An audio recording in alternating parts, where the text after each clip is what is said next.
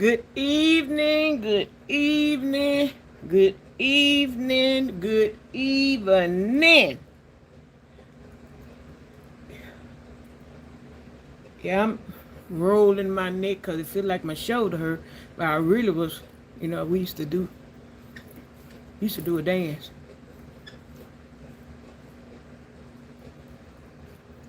That was a chicken. I ain't do the chicken when I was coming up, but my parents grew up. They were doing the chicken, but we did this.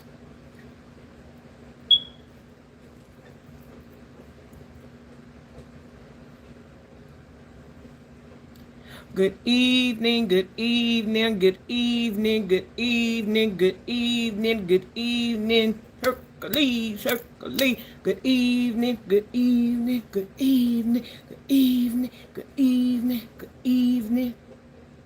Go, go, go, go, go, shorty. It's your birthday. Go, shorty. Get busy. It's your birthday. It's your birthday. It's your birthday.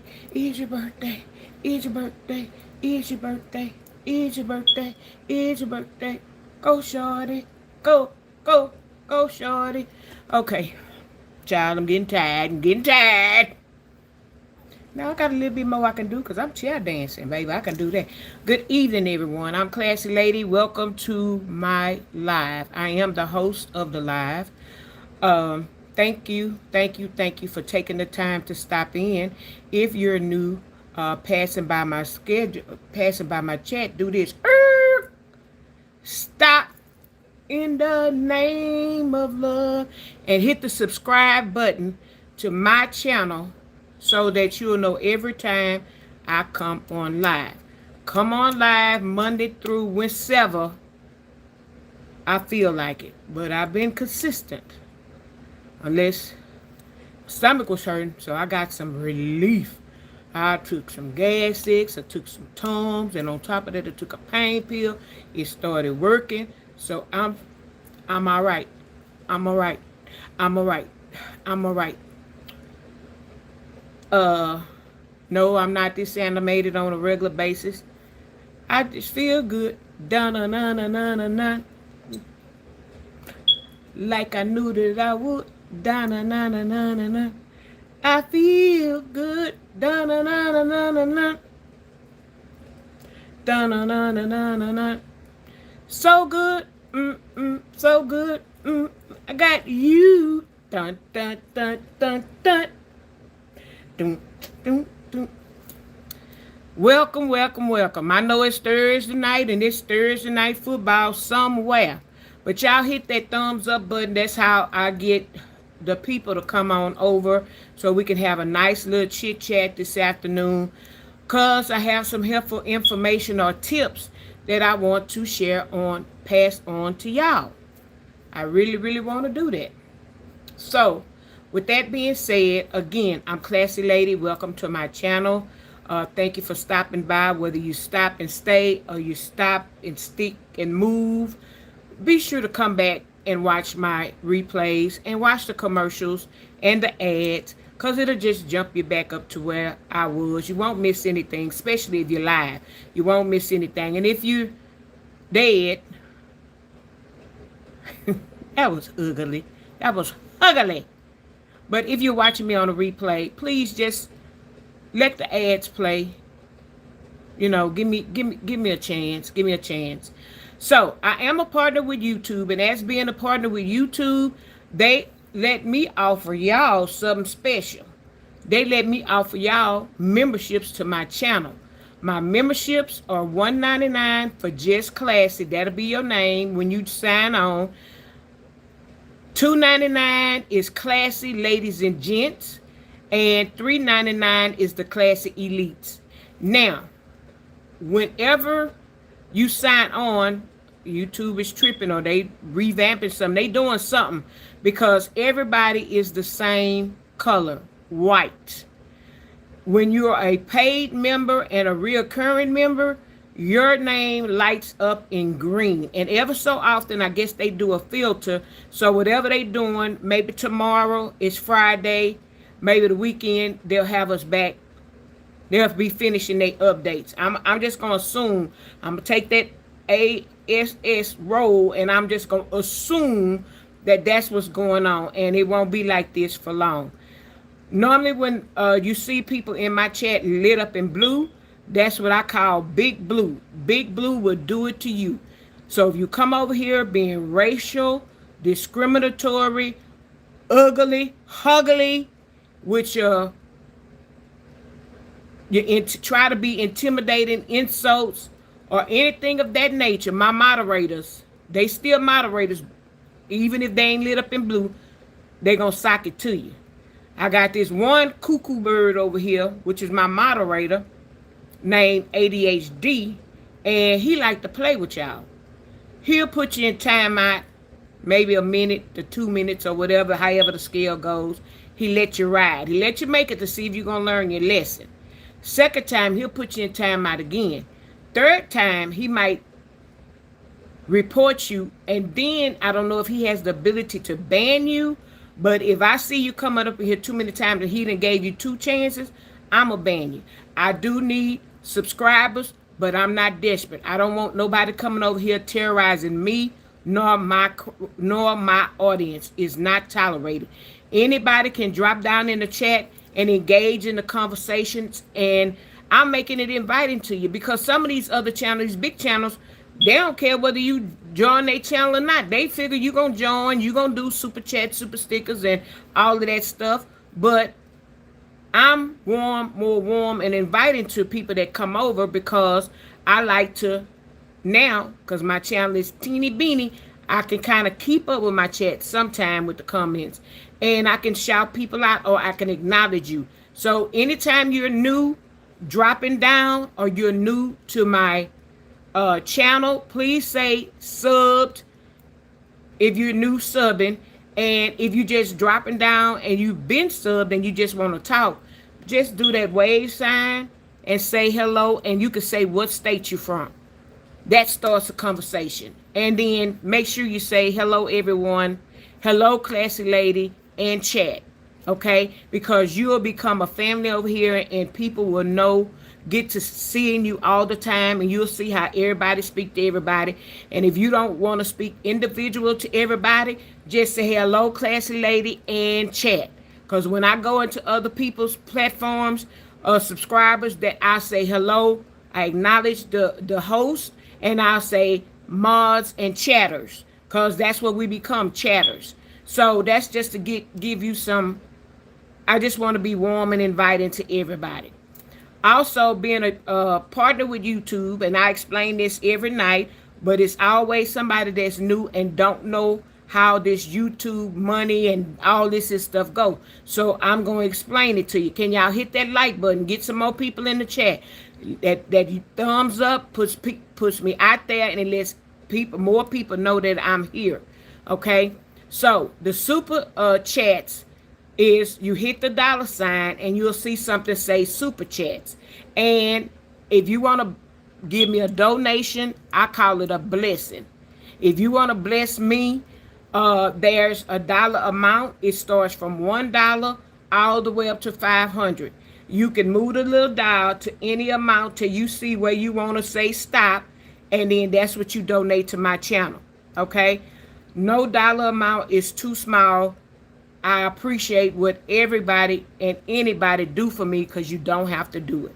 Okay? Then up there you might see something that says gift, or you see that little purple gift box spinning around. That's what I call super thanks. Don't be afraid to hit it. Just listen to me. Hit the little purple box. It's gonna drop down some GIF, some cute little things that float up when you want to gift me something. And at the bottom, it has how much each little gift that you want to give. They start at 2 points. 2. Then the next thing is 5, and then 10, and then whatever. It goes up. Okay? So you go through all of the GIFs. The new one is a hide button. I don't care if you're hiding. Even though I don't have pets, I'll take where it says treat. I'll take where you saying you giving me a treat.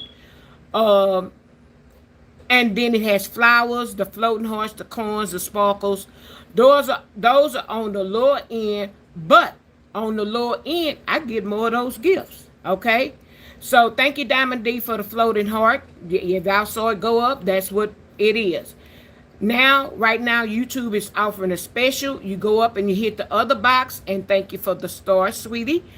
You hit that button, and it'll drop down. Wait a minute. He said he new to YouTube. Let me heart that. Let me hurry up and heart that and thumbs it up. Y'all, it's enough of y'all in the chat to hit a thumbs up on ADHD blessing of $5. It's a $5 super chat. That's what I mean, super chat. You can write in and say some good things, or you can say happy birthday to somebody, anniversary, congratulations, I got a new grandbaby, I got a new dog, whatever. And then I will read it out and everybody else can see it. If you got praying hands in there, it may be that you need prayer. I'll say y'all chat, drop praying hands in. We don't know if they praying for us or we need to pray for them. Okay? So that's what the super gifts are. And YouTube have a special for those. They are 40% off. 40% off. I used to get the $9.99 special. Now it is $5.99 for 700 jewels. 700 jewels is $5.99, which I usually pay $9.99. 400 jewels is normally $5.99. Okay, so you can see how they go. So now that they have a special, I'm taking advantage of $11.99. I'm gonna step up there with the big dog. I want 1,500 gifts. So when I go to other people's chats, especially the people that I support, I can bless them with those jewels. So y'all take advantage of that. It's a lot of stuff to take advantage of. Okay? So with that being said, I think I done clowned around and chit-chatted enough. Enough. Hey, Cynthia. How you doing? Hey, ADHD. My boo, he can always say something that makes me laugh. Hey, Lady Justice. How is everybody doing? How is everybody doing? Thank you. Anybody that can share my live, please do. Get me out there. Thank you, ADHD, for always sharing it to Facebook. I bet they be saying, now, who is this lady? So if y'all want to share it to your Facebook page, that's fine with me. I do need new subscribers. I do need. Yeah, he in a mental state, so institution maybe. But he over there playing his games and listening to me. He's one of my moderators, so y'all see him in blue when the color comes back. Diamond D sent me a floating heart. Diamond D sent me a star. Diamond D sent me another star. And then he laughed at his own jokes.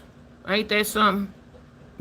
But I can always count on him to say something to make me laugh.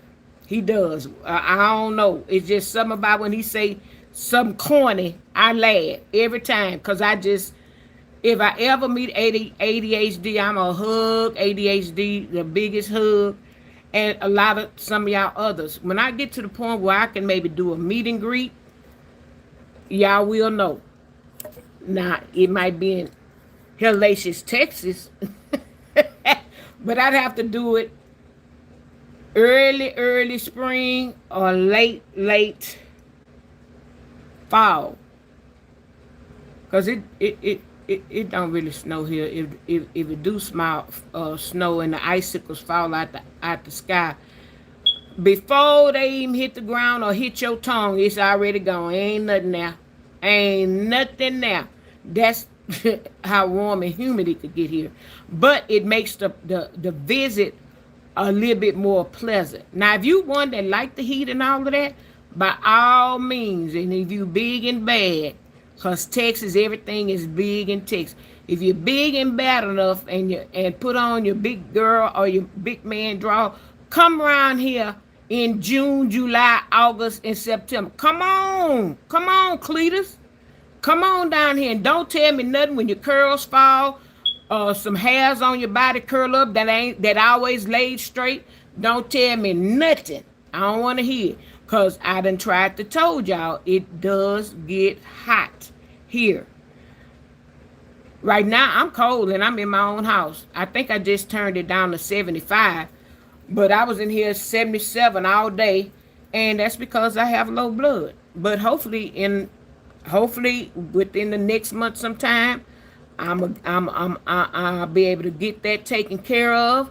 And then I'll probably be in here, where them fans at? I'll be with my big fan, fanning myself. I'll be in here fanning myself. So yeah, it's football season starting up. I got to see when my Texans play because I'm gonna have to wear my Texans shirt, and I got me some cute little sports. God dog, I put some Vaseline on my lips and I'll be doggone. And here we go again. I put some medicated Vaseline because it may be the old cheapy old lipstick. Sometimes I think my lips, and then it makes my lips dry like it did earlier today. Like it did earlier today. Thank you, Lady Justice, for the ice cream cone. You sure know how to cool a girl off. Now I'm cold. And child, if you was trying to airmail that to me, child, before you got it got the plane got over here. They all that ice cream that if they carry some on that plane is milkshakes. All that ice cream sundaes on them planes they transporting is milkshakes. The best and popular ice cream we have here in Texas is Bluebell. That's the most popular ice cream is Bluebell. And they come out with different flavors every year. All kind of flavors. Child, if I love ice cream, but ice cream don't love me. So if you're an ice cream lover and you want to try some of the different ice creams, you might want to come down here and take a trip to a little town called Brenham. Brenham is where they make all the ice cream and they change the flavors. Brenham, Texas is in the country. Is in the country. But I think Brenham, you get some ice cream, and then Chapel Hill is famous for their sausages, and they're in, I just had it they're in Chapel Hill, Texas. Yeah, they're in Chapel Hill. Chapel Hill sausage. Hey, D. Harley. Don't know what you mean by moose tracks. And when you come into my chat, please always say hello, classy lady, or speak to me and the host before you. I don't know if you've been here before. If you didn't hear what I said, don't come in here with no insults, racial comments, slurs, insulting me in my chat, because I don't do too well. Okay. Oh, okay. It's ice cream. Thank you. Thank you for clarifying that, because I sure didn't know what moose tracks was. I really didn't know, because to me, over here is my left side. That's where the devil sits. And I don't like to activate that side. I like to stay on this side with God and the angels. I like to stay over here. I really do. I like to stay on this side. My right side, my left side, your right side. My left side, your right side. Did I say that right? I don't know. That's following directions. So sometimes I told y'all, men give directions and stuff in a different manner than what females do. Yeah, y'all give directions a little different. How was everybody's day? How did your day go today? Your day should have been good starting off because you woke up this morning to turn your alarm clock off, or to turn your alarm clock to your coffee when it makes your coffee in the morning, or to kiss your babies off to school.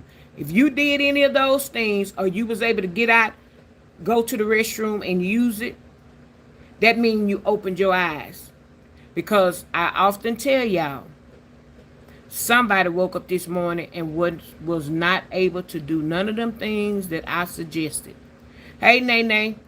So y'all be careful how you say, because it ain't that bad. Somebody woke up and had to go to the ER. Somebody woke up in the ER and they didn't know they was there.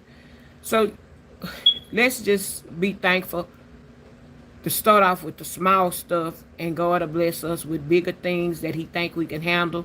Because right now, if he don't think we can handle something small, he ain't gonna dare really just bless you with something good, because you're going to get the big head. Your head going to be way out here. Your head gonna be way out here. So let's be thankful for the small stuff, like opening our eyes, touching our spouse or significant other, or the children come and jump in the bed with you and you all right. Because sometimes that don't happen to folks, or don't happen for folks. You know, I don't mean to dampen nobody's day, but I'd like what God love is the truth. That's what He love. Diamond D, I know you're over there watching football, but how have you been doing?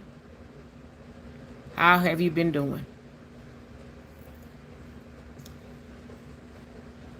I hope you've been blessed. And anybody else that's going through something major and heavy, let God wrap His loving arms around you. Let God wrap His loving arms around you. Y'all don't all just be trying to leave at one time.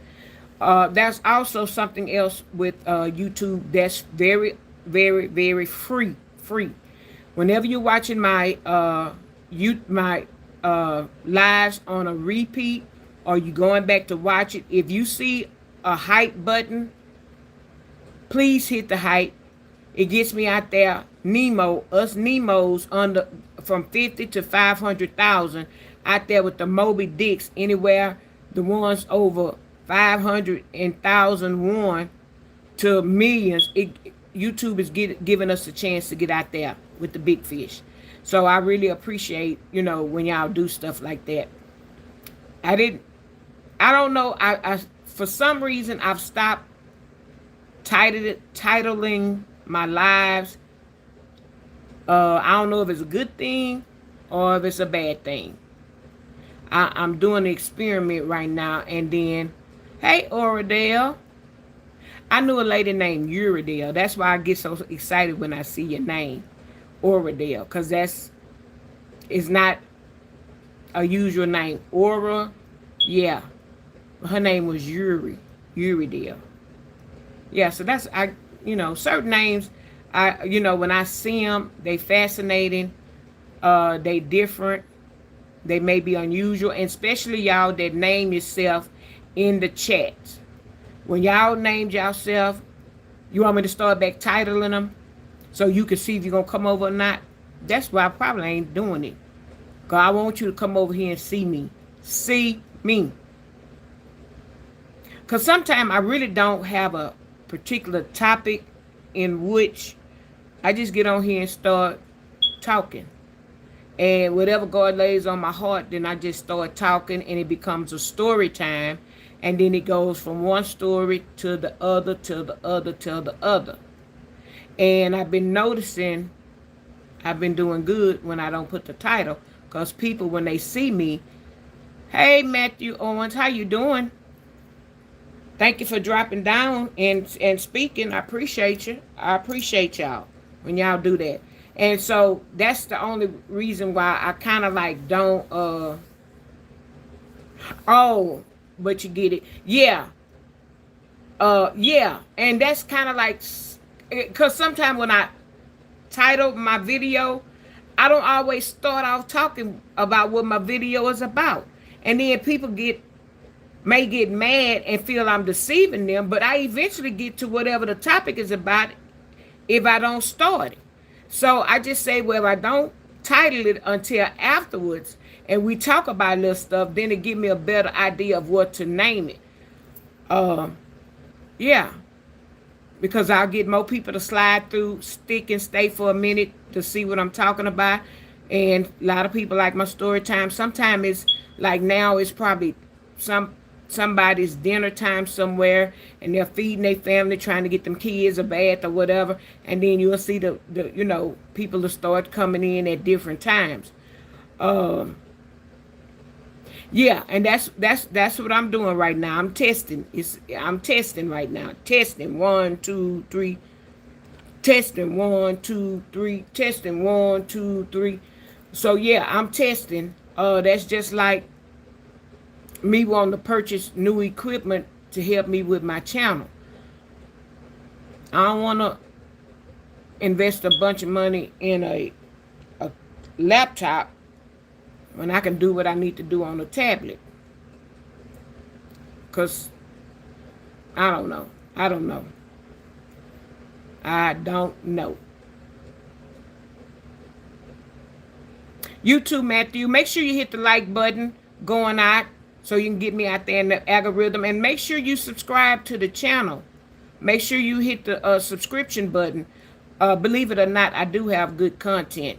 I'm just, warming up to where I got to go. I'm just warming up, Matthew. Hey, Lamar and Teddy. I'm doing good. How you doing? Thank you, thank you, thank you. You know I'll be trying to come out here looking a little spiffy and look good for y'all. I don't want to come out here looking like an old rag doll and like I was thrown away as a child or an adult. I don't ever want y'all to, I ain't trying to come out here with. I had a survey, but some of the people that was in this morning, I'm just gonna wait. I'm just gonna wait before I get off into that and stuff. But tomorrow is Friday. Some of y'all get paid tomorrow. Some of y'all gonna cut up and act a fool tomorrow. Thank you, Matthew. Some of y'all gonna cut up and act a fool tomorrow. Please don't get put out your house tomorrow.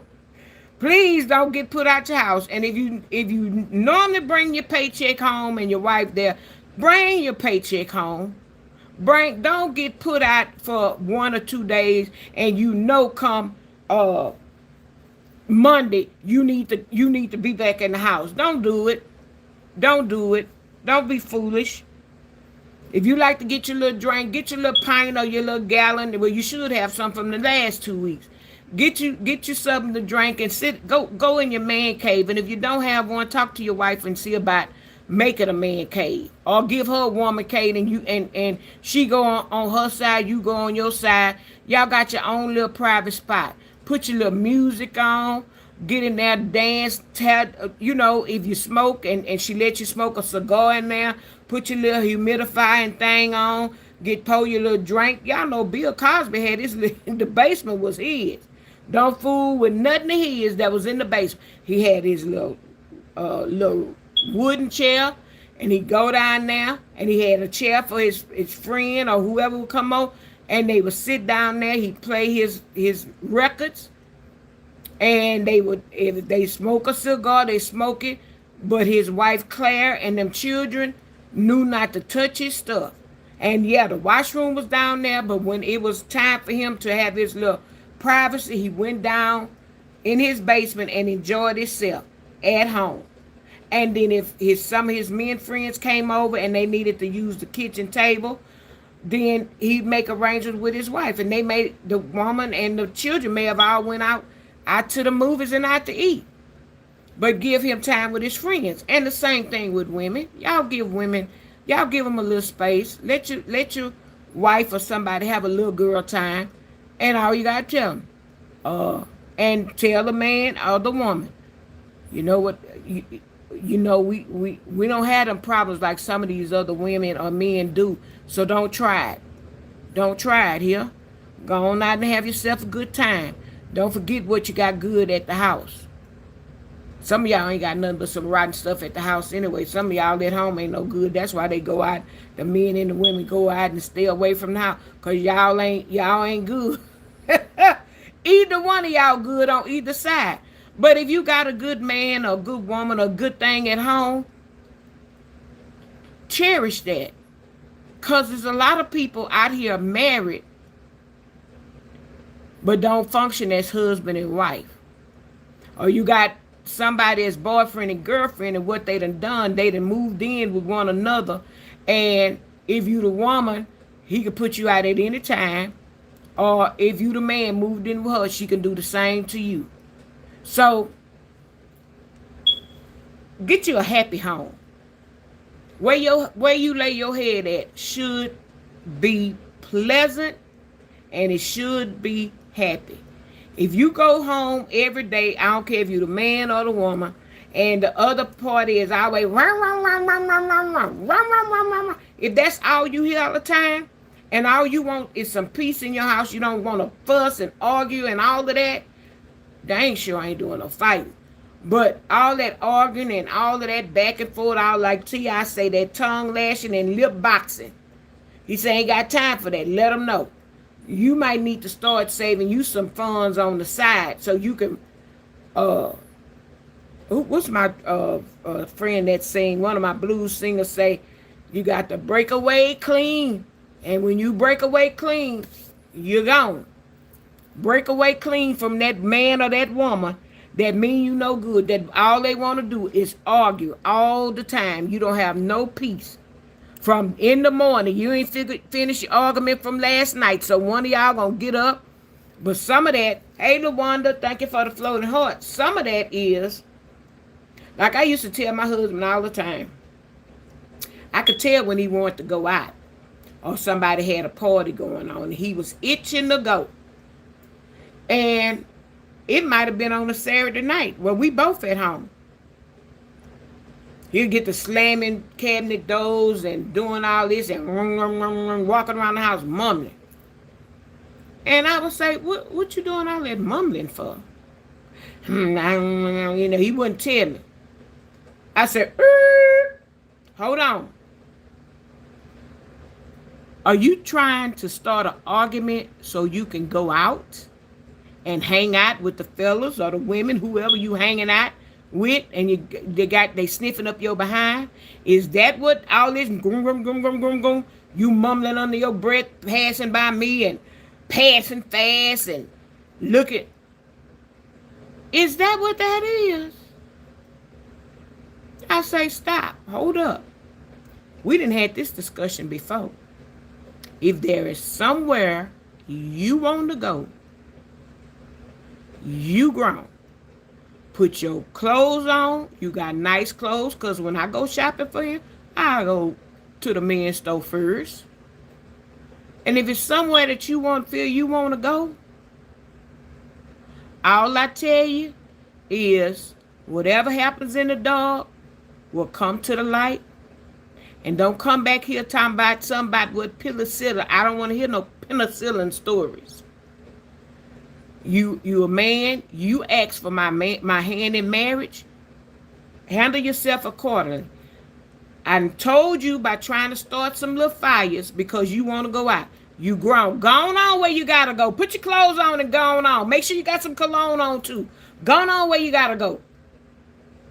But you better not get stopped driving drunk, and you better not get caught smoking no tweeds with somebody in the car and you get pulled over.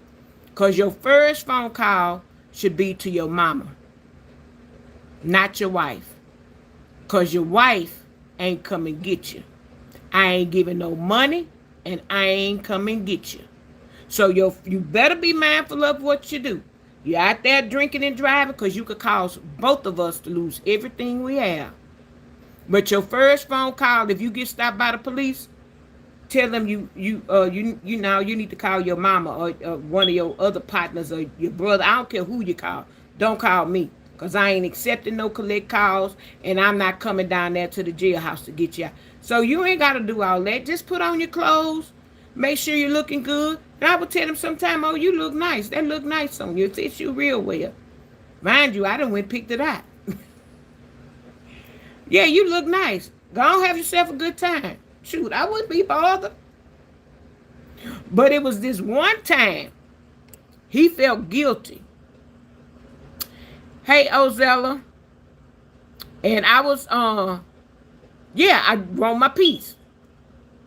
So it was this one time he went out. Yeah, and lead them. Yeah. I don't play that. Hey, Mimi Afore. Mimi Afore is one of my other moderators, too. And LaWanda. They just not lit up in boo, y'all. So, but anyway, it was one time. That one time I told, basically we ain't got to, like T.I. say, lip wrestle and tongue box.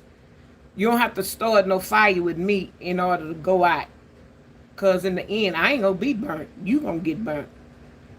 So he went out, and when he came back, I was up. And he came back, it was about maybe 12:31.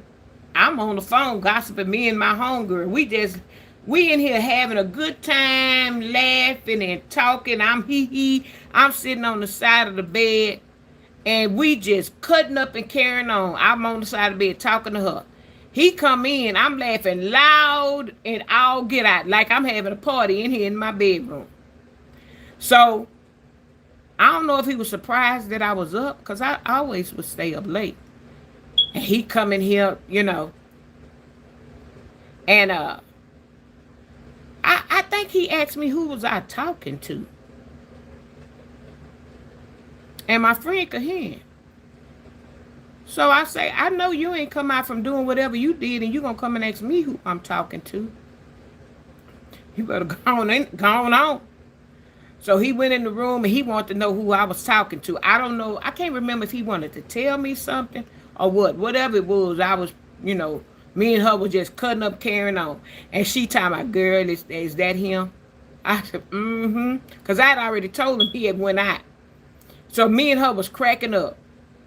So he got agitated because we was laughing. Who you talking to? And the old girlfriend, she ain't no good. He started trying to attack my friend on the phone. So I told her, I said, girl, don't pay no attention to him. We gonna ignore him and keep on. He didn't like that I said that. And I said, yeah, child, just as crazy as a road lizard. We kept on laughing and talking. Say, yeah, them old witches don't do nothing but stir up. He was really trying to start an argument with me. So I'm like, class lady, what you gonna do? I say, you know what? He wanna act a fool I'm on the phone in front of my friend. Let the foolishness begin. I put that phone on speakerphone. I said, child, the phone is on speakerphone. Did you hear what he said? She said, yeah, I heard what that old crazy Negro said. Child, just leave him alone. He done been out there with them other Negroes, and he wanna, who she thinks she talking to? I say the same person that was talking to her crazy and calling out her name. She talking to you. You ain't gonna say nothing? Nope. I sure not gonna say nothing about her talking crazy to you, because you talk crazy to her first. So I just put the phone on speakerphone. Let us see how crazy you are. And you come in here, me and her on the phone, ain't bothering nobody, and you want to come in here and start a disturbance. So by this time, I say, so you want to act a fool? I'm going to act a fool with you. Now what you got? And he going to be telling me doing this to me and her on the phone. I say, she can't see you telling her F you. She can't see that. So in other words, that's what you telling me. And before I know that, I told him, F him back. And boy, we went at it. I say, what you not gonna do is come here and clown me while I'm on the phone. I say, you done went out, you done did what you had to do. I say, I didn't bother you. I say, now you done came back, now I'm on the phone gossiping, and you wanna act a fool. What our parents always used to do when we act a fool in public. When you got under them people clothes in the store, what they used to do, they used to try to get in there and get you out. And if you didn't come out of there, they say, if I tell you one more time to come out of there, I'm going to turn this rack over.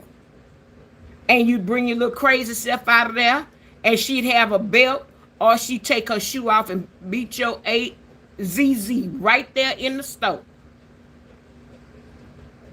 And if somebody was looking, mind your business. But see, you can't do that now. You can't even take them out to the car and pull a strap or anything out of them.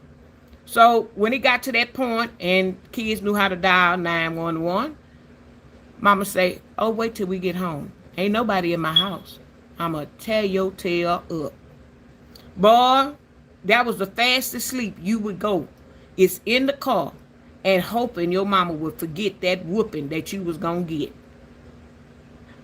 Where you act up, I'ma show up.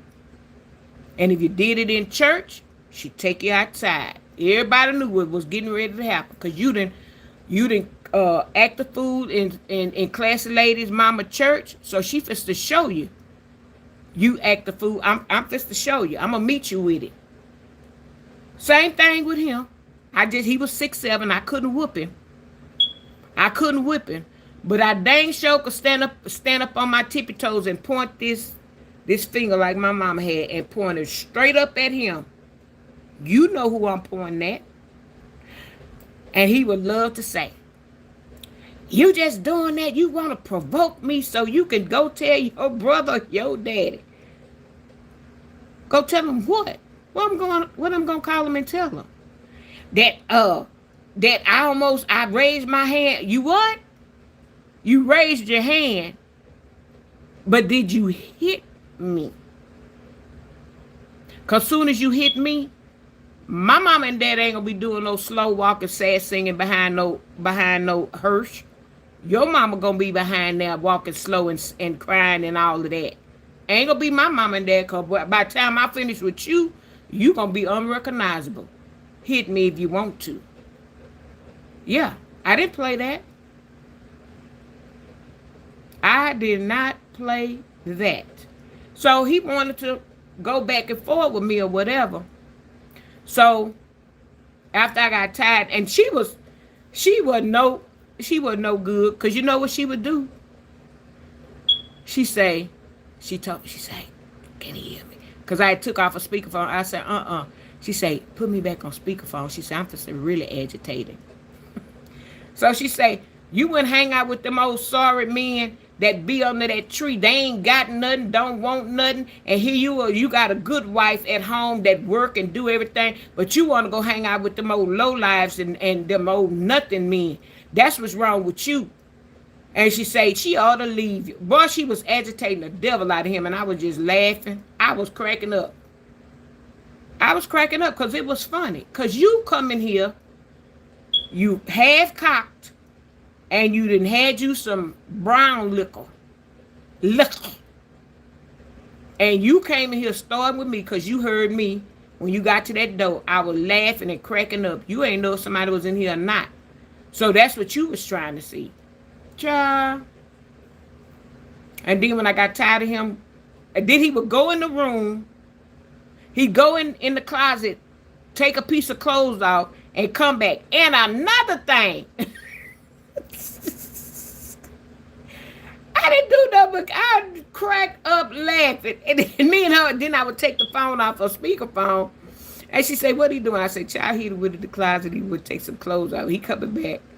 So when he come back, I put him back on speakerphone.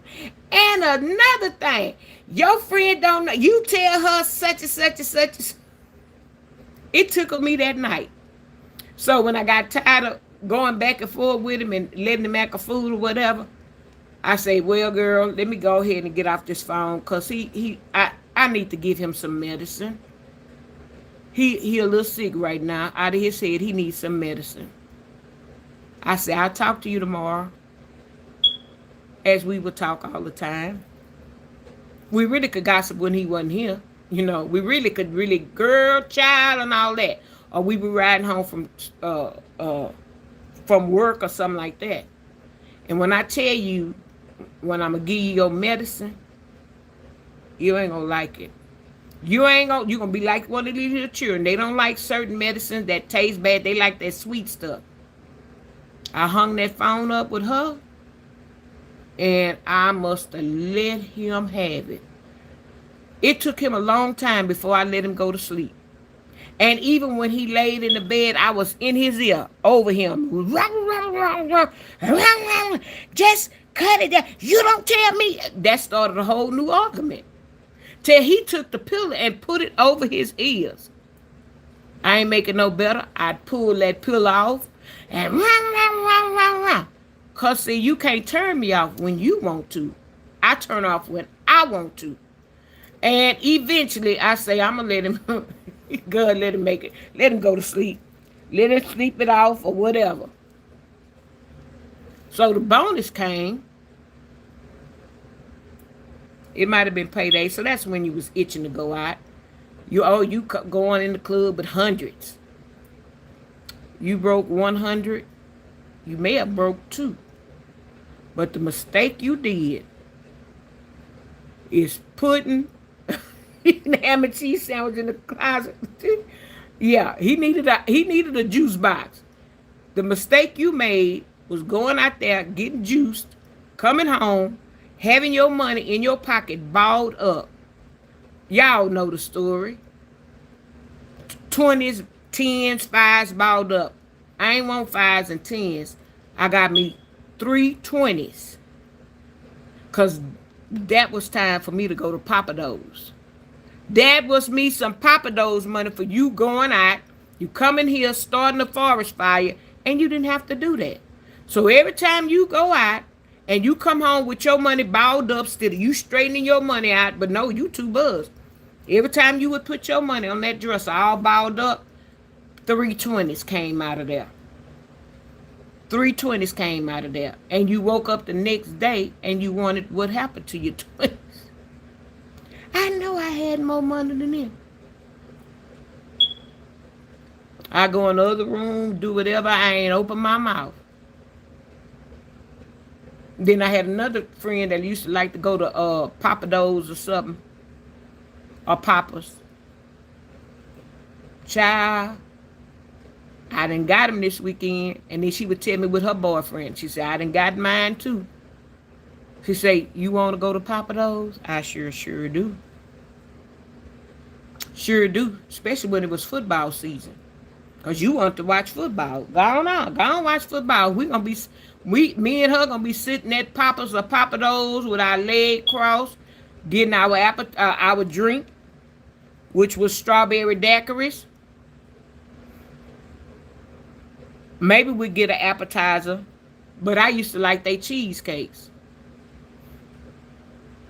So either or, I get me a seafood platter.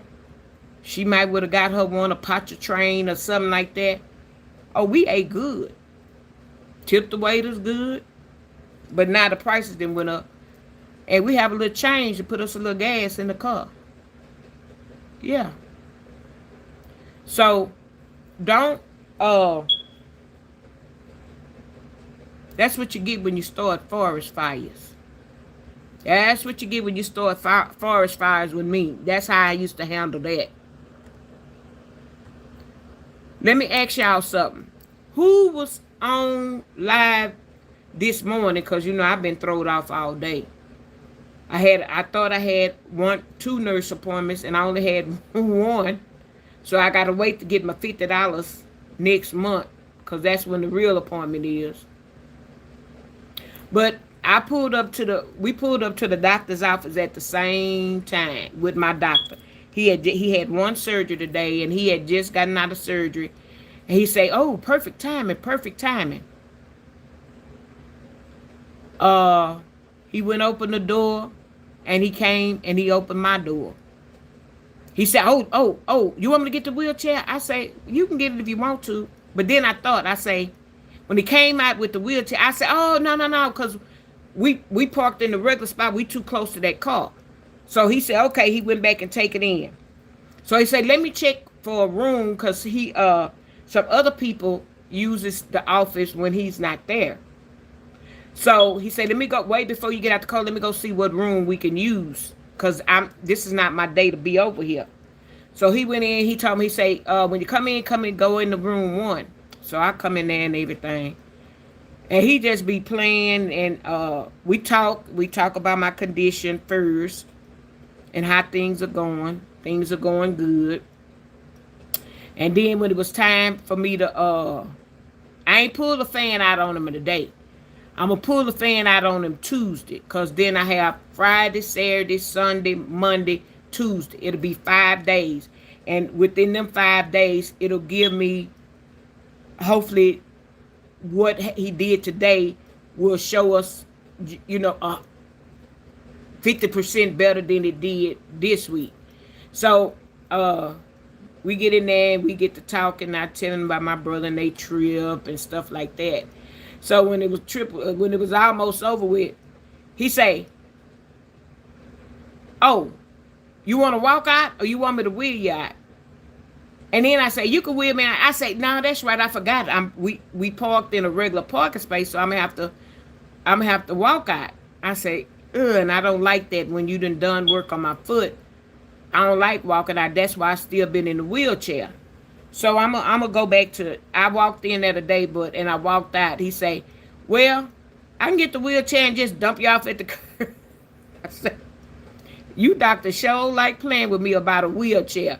I said, "You probably would do." He said, "Yeah, I'm just gonna dump you out. When we get out, I would just dump you at the curb, and you get up however you can." I said, "You gonna get tired of playing with me? Gonna get tired of playing with me?" So I'm gonna go ahead. I'm gonna go ahead and walk out my walker. So he takes my bag that I have my wraps in, and then he takes my purse, and then he position my walker, and then he be trying to hit me. I said, "I got it. Let me get up." All right, I got it. Let me get up. So then he say, "Uh, go ahead." I said, "I don't know if I trust you walking behind me. You gone first. You gone first. And since you ain't got no receptionist and the office manager, today is free of charge." Because he don't know how to work all that. And I walked right on twisted out that door. And he went out there and he opened the door, and him and my daddy got to talk. He said, "Well, I had you and the other lady, which is a good office doctor's friend with me and stuff. And I got to call her. She got her attorney's license and stuff. I need to say I might need to put you on standby. I need to see what she studied and what she's a defense an attorney about. I need to put her on standby. But you're gonna have to be available when I call." So I got on out there and stuff like that. And he say, "I see." He say, "Things are looking up." Say, "Yeah, I ain't have to blow you today with that fan, but I got it in my purse. I'm gonna make sure it's charged up for Tuesday." So my day went good. Of course, I was turned around all day. Thank you, Nene, for the floating heart. I was turned around for the whole day. But how many of y'all, and be honest, tell the truth, put a 1 in the chat. Thank you for the gold coin.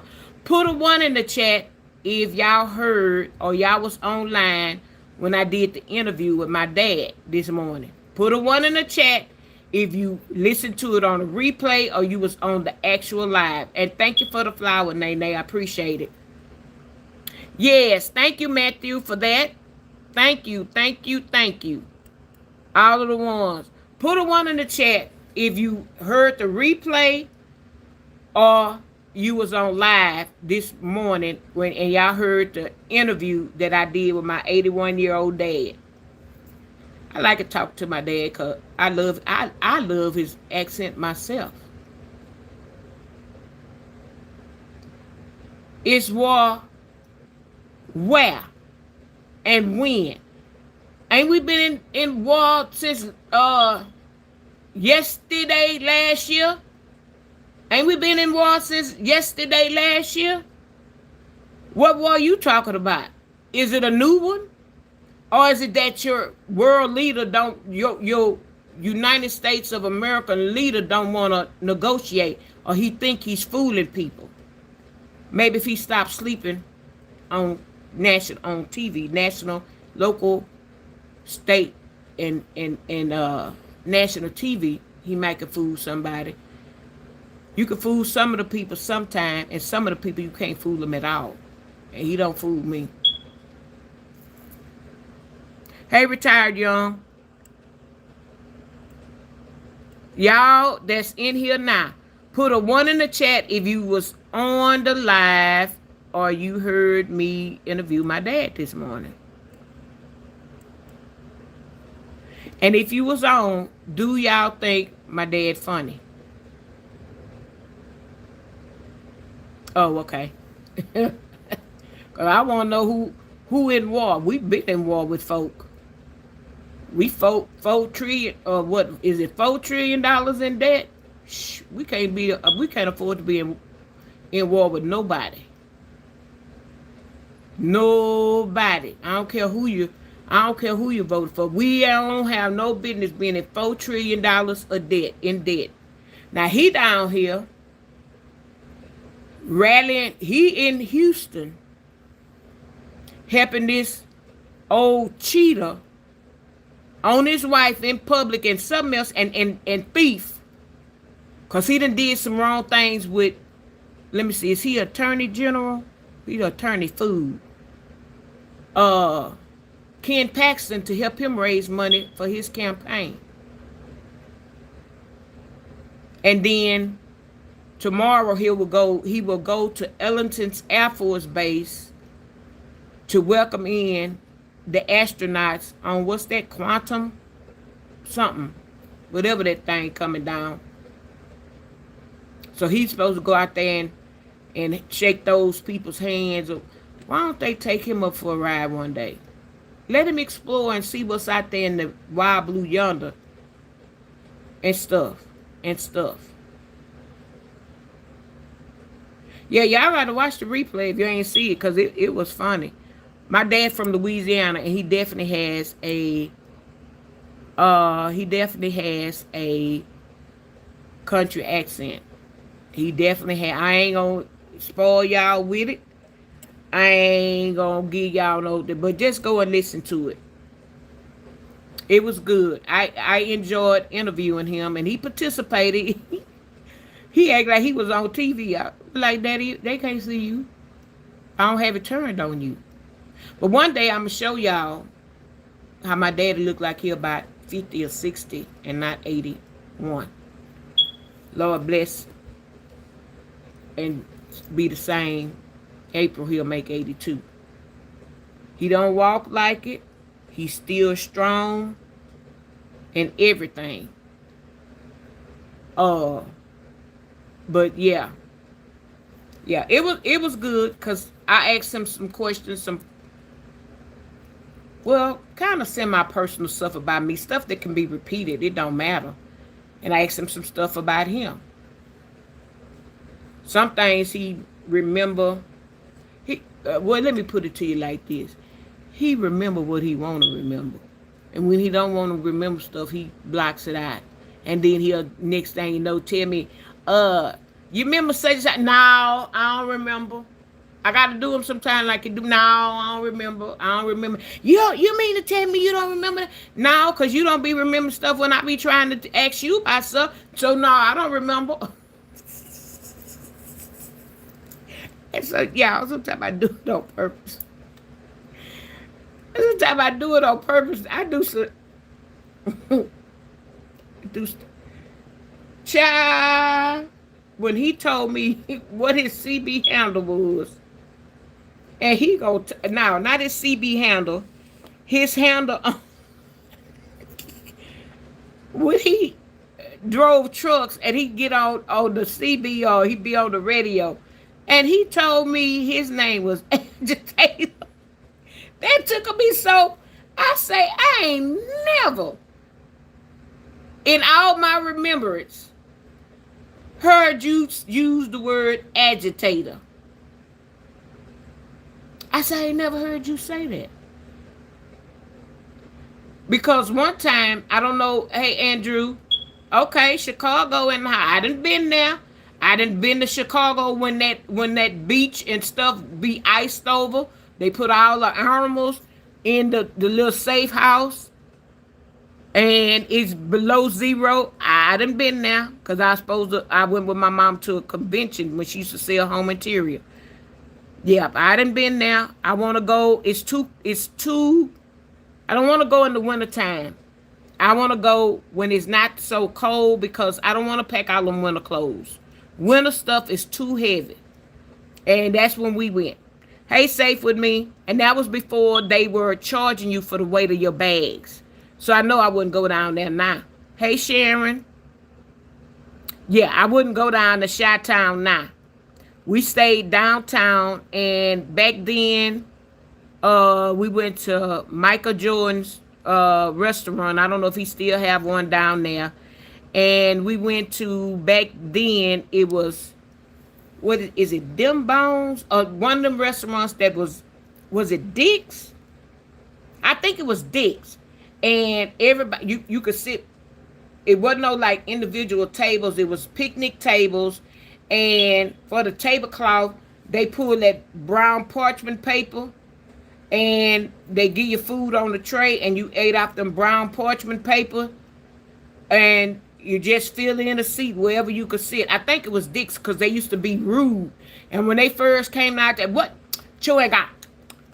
So what you want? You know what you want? And me and my friend was kicking each other on the table. And I know this bitch ain't come over here like that. And we said, well, first of all, we're from Texas. We're from Houston, Texas. This is our first time being in this restaurant. And then she said, oh, well, let me explain to you how it go. Thank you, Sharon, for the floating heart.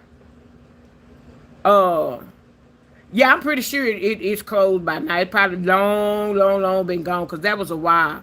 And the sprinkles. Hey, Lisa.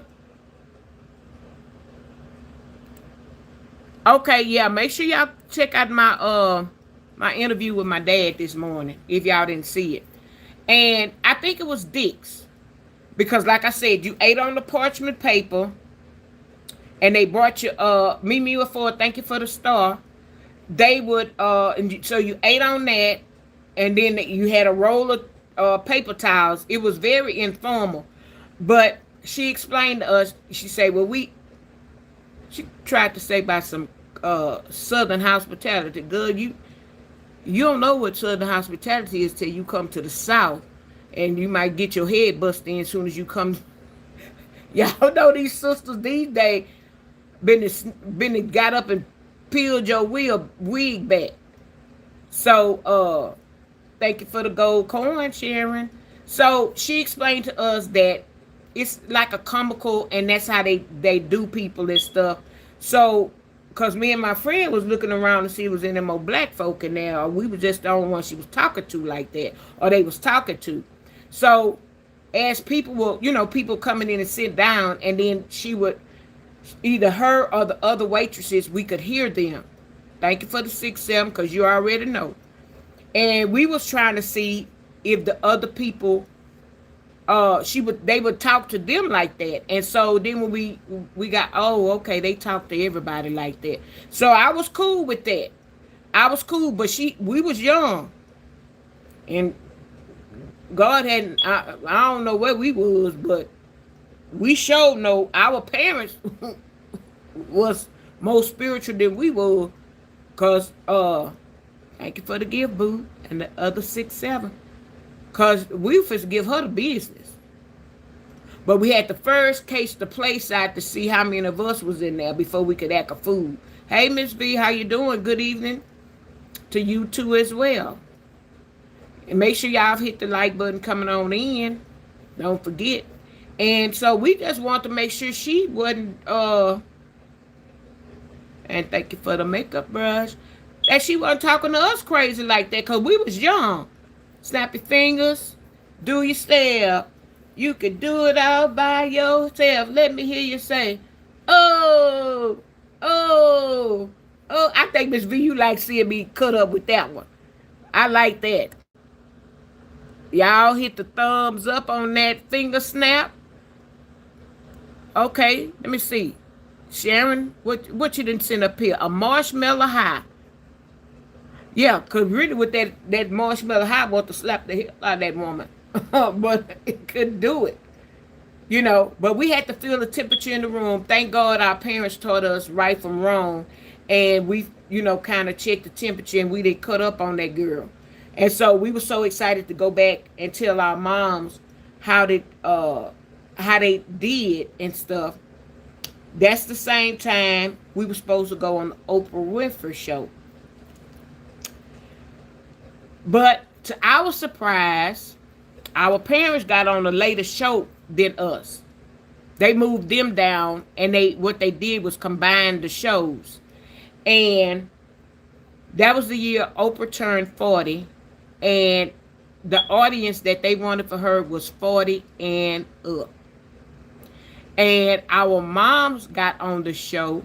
We were supposed to go to earlier taping. Some kind of way they didn't get in touch with us. Hey, Taterbug. And child, we went down there in the freezing cold, and we couldn't get in. Then they gave us a hat and an old t-shirt. Like, I don't want this old funky hat and old t-shirt. I wanted to see Oprah. So that one of the head people came out. We want to speak to somebody else. But the head person came out and explained to us what had happened for the show. And it was going to be nothing but older women. And that year they had Patti LaBelle, Felicia Rashad. They had Maya Angelou. They had what is her name? Beverly Johnson. And there's one or two more. Oh, Gladys Knight. And I said Patti LaBelle. So and it might have been one other person. They were the entertainment. And that's why they had moved our time. If I tell you me and her didn't walk around there freezing cold in our long coats and gloves and hat and all of that, trying to see if we could just get in some other kind of way. Thank you, LaWanda, for the sparkle. Yeah, like just good to go to jail in Chicago. And it's in the downtown, what you call that? Warehouse district. See, that's when you're young and dumb, you don't know no better. We ain't know nothing about no Chicago, and we should have got our tail back in the taxi. Went back to the hotel. Now, so we walked around there, then we started seeing limos come in. I was just like, if I could just see a glimpse of her or a glimpse of somebody. And we walking around there, they could tell we wasn't no bums because I had a nice black wool coat. I still got it today. It's old, but I had it, the lining re-sewed and had it dry clean. Oh, child, you can't buy no coat for under $200. All wool and fully lined. And all the way to my feet. Ain't gonna be able to do it. You ain't gonna be able to find nothing like that. So we went and we walked around there. So one of the persons that was shoveling the ice, and they said, yeah, baby girl, they got some top people coming. But unfortunately, yeah, y'all ain't gonna be able to get in. And I say, well, shoot, now we got to find a way to get back to the hotel. They say, y'all, it said this diner, go about two, cross the street and go about 2 blocks over. And it's this real good diner. They have good breakfast. And why don't y'all go ahead and have breakfast over there before y'all leave from the area, and then maybe come back, and maybe one of them might roll the window down and wave. And every limo that passed, we was doing like this. We was doing this. Ain't nobody roll their doggone window down. So we went back to the hotel heartbroken. And I think our parents had already left because they had to be there. The taping was at 11, so they had to get there before. And why they had nothing there, boy, they came back to the hotel all pumped and hyped. I was so doggone mad looking at my mama. Oh, we had a good time. Did y'all get in the sip? No. Why not? We wasn't 40. I was salty. I ain't gonna lie, I was salty. I said, Mama, I don't really want to hear about Oprah today. Oh, and they told us our taping gonna be on such and such. Mama, I don't want to see y'all on the taping. Did we? I think they sold the back then it was VHS tapes. I wouldn't be able to find that because my mama had a bunch of movies and stuff. And maybe if I could get up the stairs at the house, I could find it because I got a VCR DVD. And then when they showed it on TV, they all on there with their party hats and they gave them noise makers and all that, and they just dancing and all that. I said, you think y'all had to do all that? That's before we had even seen them come back from that. So I'm still salty. You think y'all had to do all that? And she said, we was dancing and clapping and everything. I said, you think y'all had to do all that? And the camera got us, because I know the camera got us. I was looking at it when it came, and that's why I told my friend, hey, just do this, do it. Y'all think I had to do all that? I was salty. But then when I actually saw the tape, I was so excited. I said, they had her on there too, and her on there too. Yeah, them women look good. I say, well, we couldn't get on there because we wasn't 40. It was 40 and up. So that was one that, and let me see. We were supposed to take a tour of Chicago, but we weren't doing no but slipping and sliding on. I don't know if it was the tour bus or the city bus. We weren't doing no but slipping and sliding because they took us to the beach. And, oh no, it was a tour. Because we got off, they say, be careful. And what we did was bought some rain boots to put over our shoes. All the animals was in their barns and coverings. It wasn't an animal out there to even spit, a camel or nothing to spit at us. I'm like, this we got to be more careful. Wasn't a seal clapping or a moose, what you call that, a sea, what's the bigger thing, not a seal, but the bigger thing, bigger than the seal with the whiskers. Wasn't a dolphin, wasn't nothing. And they say they even got the snakes in the. I don't want to see no snake. They got the monkeys put up in there. Everything was put up. Oh well, we got back on the bus. They took us to the beachfront. Drove us. We went on around, and they were saying, I don't advise y'all to get. I really advise y'all to just stay on this parking lot. I don't advise you to try to get on the sidewalk or what. We don't want y'all sliding and falling into the water. We didn't. We paid it. We listened. But later on that evening, we heard about a man or somebody slid from the sidewalk and couldn't stop and went right on in and broke that ice. I don't know to this day if the man drowned or the fire department was able to get him from under there or what. So when the tour finished, we still crazy, cuckoo, walking downtown. And we decided to make us some snow angels, be some snow angels in all that snow. Me and her with our crazy butt laid down in that snow and we doing this. And we just hollering and then, so she took me, hey Leslie, hey Gamma. She took a picture of me making my snow angel in the ice. And then I took her picture of her laying down like a fool. Her laying down like a fool too. Mind you, I'm 2 years older. We both then made some, well, let's go over here and make. Oh, we was hollering and laughing all up in that snow. And we was on each side of each other. Come on, let's make one together. We hollered. I guess we was hollering and talking just that loud till the security guard out the building came out the building. Say, what y'all doing out here? Oh, we making snow bunnies, or what you call them, snow angels. He say, now it's too cold for y'all to be laying on that ground. And we say, sir, we not from here. We from Texas. So it feels good to lay down on this bed of snow and act like we some snow angels or whatever you call them. I say, it's so hot in Texas.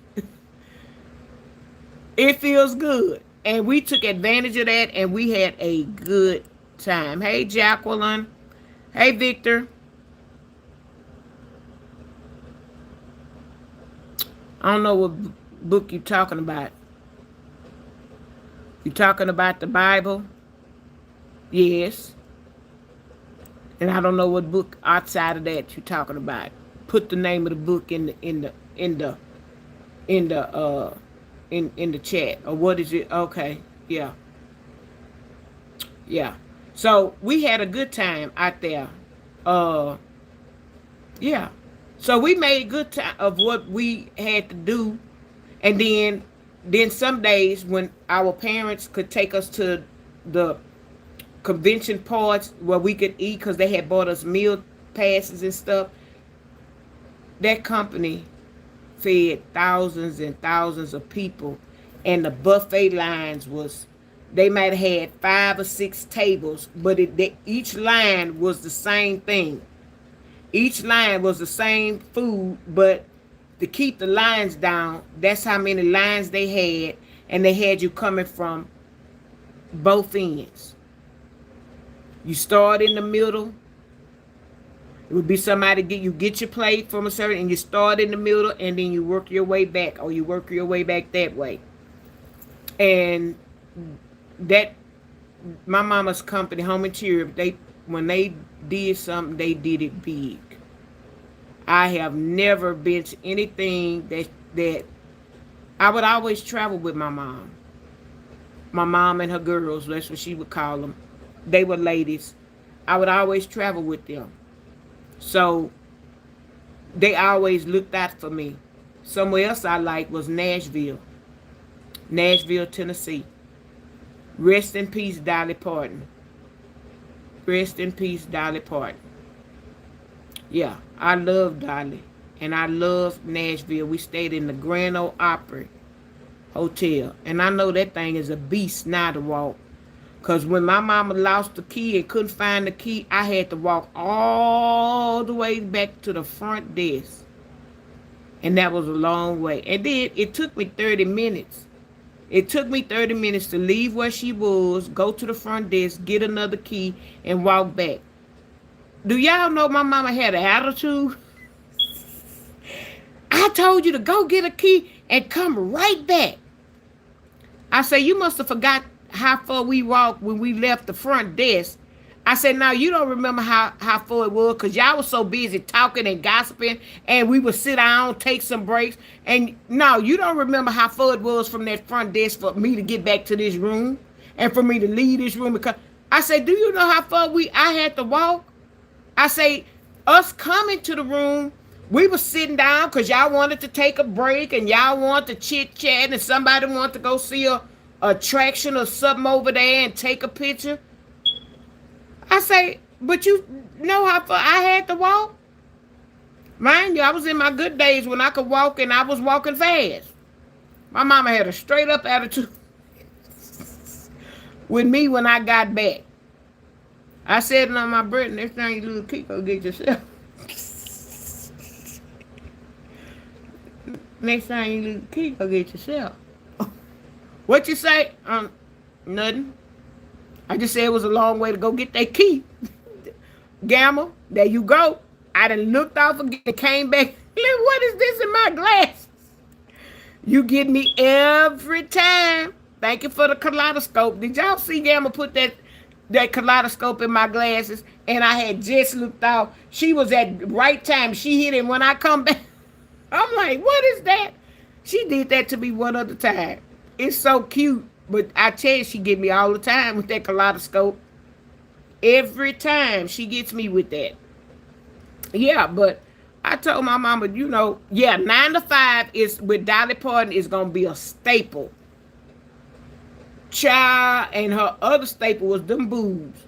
Dolly know she had some Parton sitting up on there. She know, and she always they will sit. I know she had had them bras made to pad all of that. She was carrying all that wagging at the top. Them two big wheels at the top. And y'all know another one. I don't know if all of y'all seen Joyful Noise. I think it is with her and Queen Latifah. I think I'm gonna watch that tonight. I said I was gonna do it the other night, but I didn't. I'm gonna watch A Joyful Noise. That was a good movie with Dolly Parton and Queen Latifah. It really was. So I'm gonna watch that. And then she played a lot of she played a lot of movies with Burt Reynolds too, I think. Dolly Parton was in so many movies, and she was what they call a philanthropist. And for a long time, I didn't know what that was. I would hear them call Oprah and Tyler Perry. I had to look it up. Jay-Z and stuff. And I looked it up, and it means that people give a lot of money. And Prince was one, too. And they don't want the accolades and nothing for it. But they do. When you a lot of time hear of secret donors, anonymous donors, it do be some of those stars and stuff that do give money that don't want the accolades for them and stuff like that. They just give. Oh yeah, she was a genuine person. The interviews and stuff she just had a real nice personality, and whatever role she played, she just fit right on into them.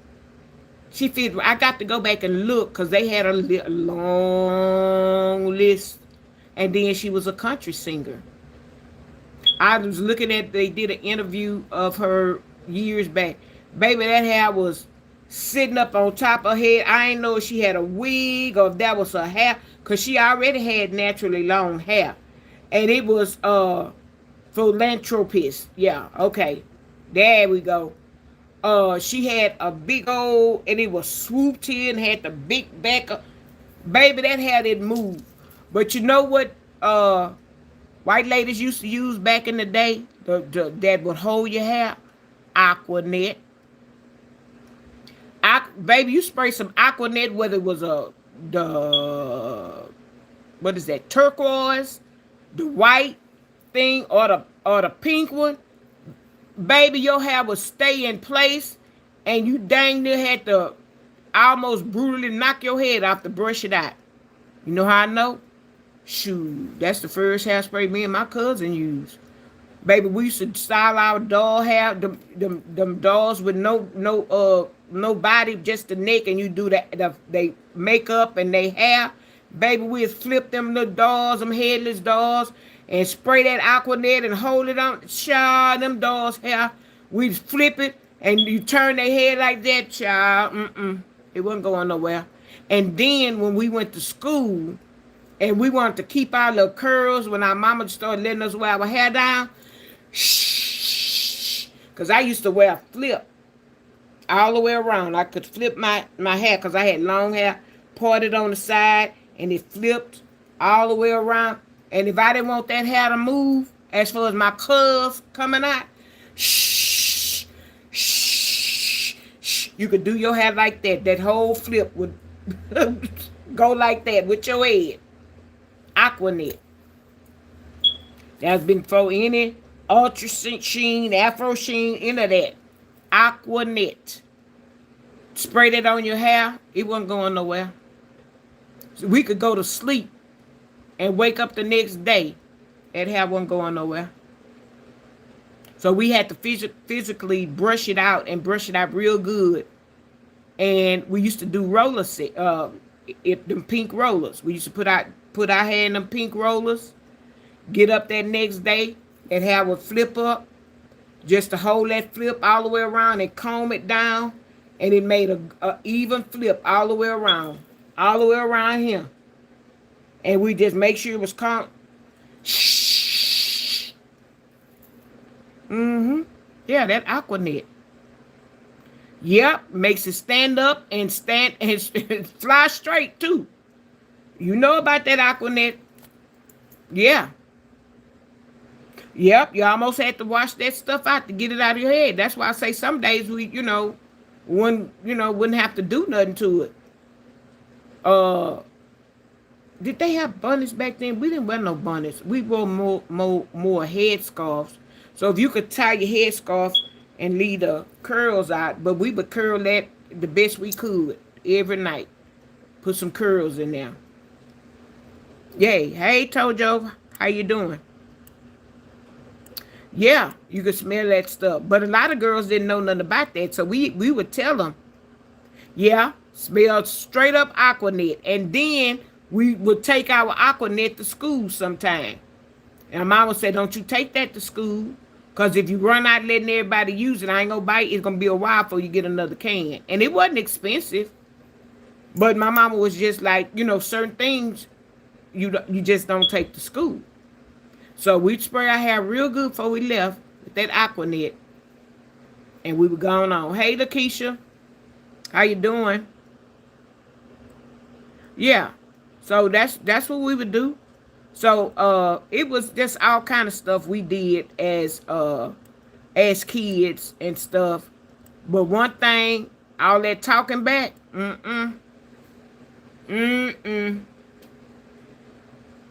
nope. You want to say I bit my tongue a many days and ate my tongue up? Sure did.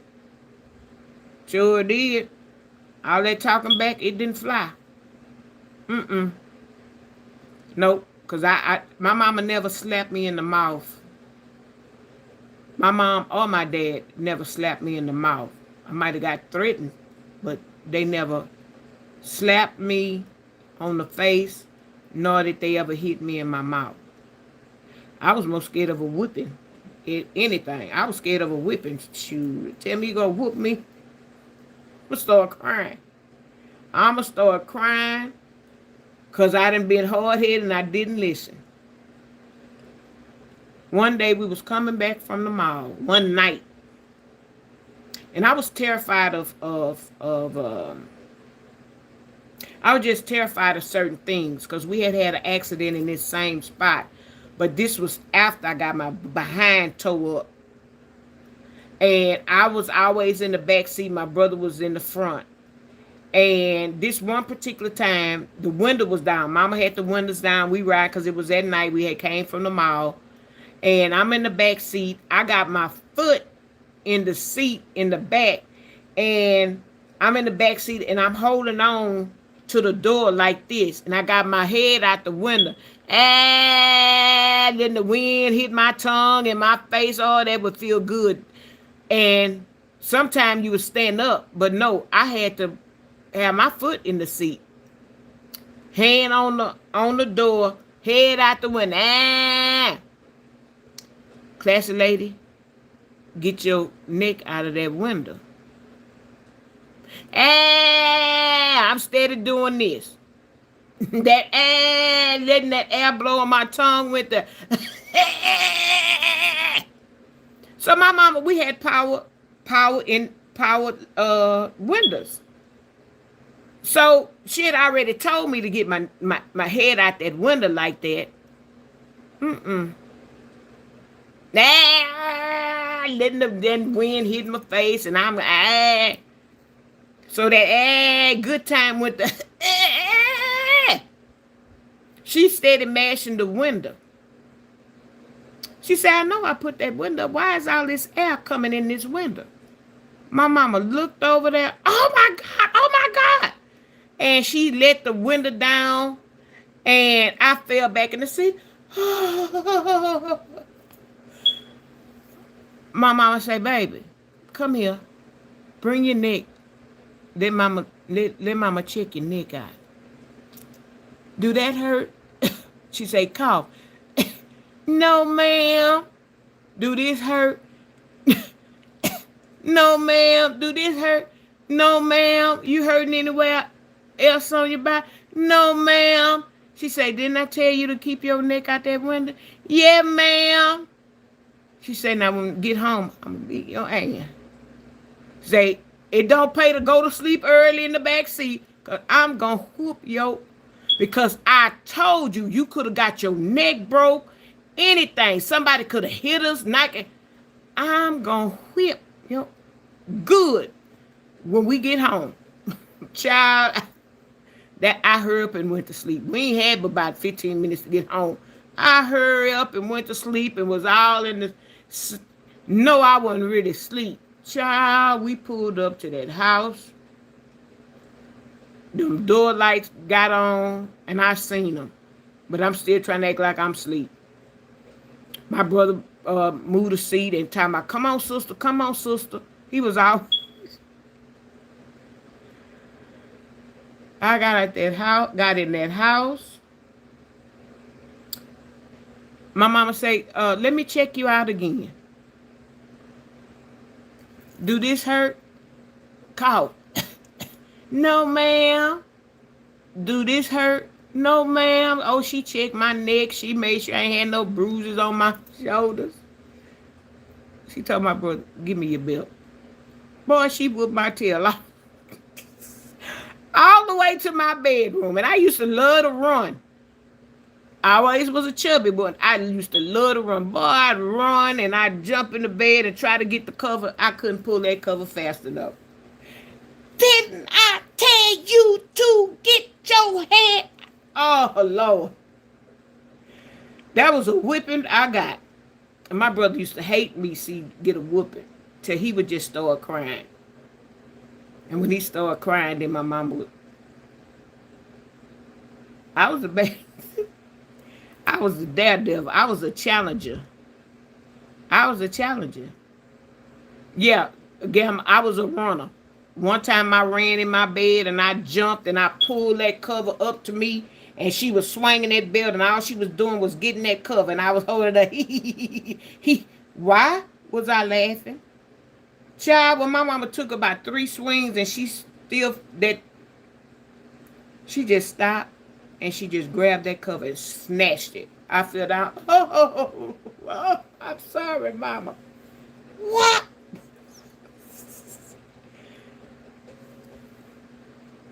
After learned my assignment, oh, I stopped doing stuff because I ain't like whippings. I learned my assignment. You do stuff, you gonna get it. You do stuff, you gonna get it. But my brother, he had then got to the point he just stand up and take it like a man. When he started standing up, taking it like a man, my mama started taking other stuff from me. Taking the Tory game, taking his TV. Oh, she was gonna reach us one way or the other. Yeah, y'all remember the Tory game where it just had 2 stick people and that little thing and that ball, you hit it, bing, bing. It was almost like tennis. You had to move your little man to hit that ball, bing, and then you run, try to get the ball, and child, those were the days. But that's what we had in Atari. And I think he ended up getting a hand game or something. But my brother was more of wanted to play outside. He was the one to play outside type. Because his friends, they would play football. If somebody had a basketball goal, if they didn't, they made away. My brother or they rode their bikes and stuff like that. I ain't care nothing about going outside. I ain't care nothing about that. For one, it wasn't no girls my age, but one girl, and her daddy wouldn't halfway let her out the house because I guess he thought she was too cute. She was high yellow. He let the boys go outside, but she couldn't come down to my house and play. So anytime I wanted to play with her, I had to go to her house, and we would sit under the carport, but we had to sit way under the carport, not close enough to the street where no boys would see us. So I stayed in the house a lot. I listened to a lot of music and stuff and watched TV, or I slept. It didn't bother me. It didn't bother me at all because my mama went somewhere, I went. My brother got to the point where she would let him stay because my daddy would be coming home, not, But, yeah. Yeah, that a Tory. Good night, Diamond D. Sleep tight.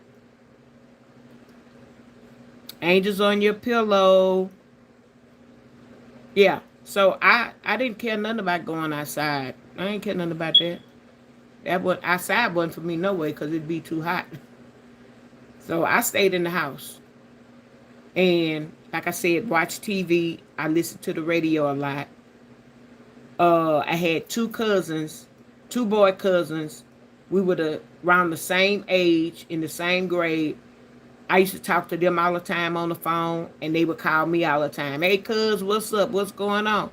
They entertained me until their mamas and them started letting them, hang out and do other things. After that, they put me down. They put me down. But as long as they couldn't go nowhere, hey, cuz, what's up, cuz? We talk. And we still kind of close to this day.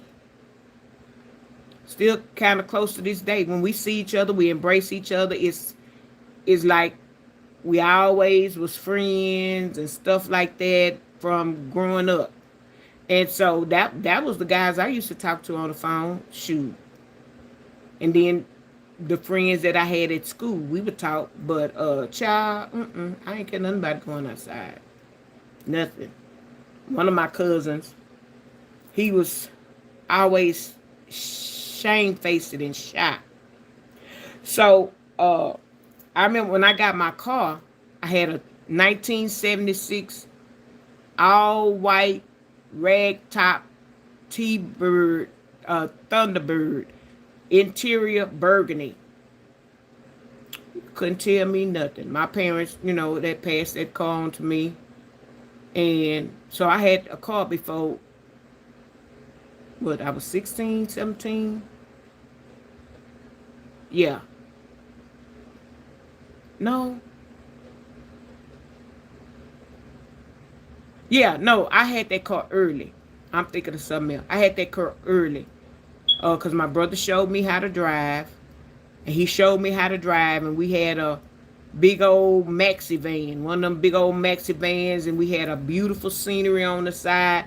And so by that time, my parents passed it on to him before he got out of high school. His 10th, going into his 11th grade, they passed it on to him or let him drive us to school.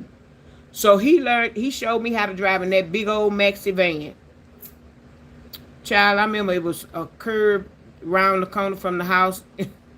He grabbing the wheel, and I did run all up on these people grass and they curb, and he just a fussing. He fussed like my daddy. But we made it, and I took driver's ed that one summer, and the day I finished driver's ed, they had made me an appointment to go take my driver's test. I took the written in the school, and my mama, and I told her, I said, Mama, guess what? And I showed her my paper. I was all happy. And she said, that's good, baby. That's good. I'm proud of you. When is your test? I say, tomorrow morning. Mom say, you sure, baby? She ain't tell me at the time. She say, Lord, she ain't gonna pass that test. She is not gonna pass that test. So that at that time, that's when she let me take the test in the Thunderbird. We got there early. My brother fixed the mirrors down. He said, can you see my hand? I say, yeah, put the mirror down. Put the mirror down till you can see my hand. That's the curve. That's what you don't want to hit.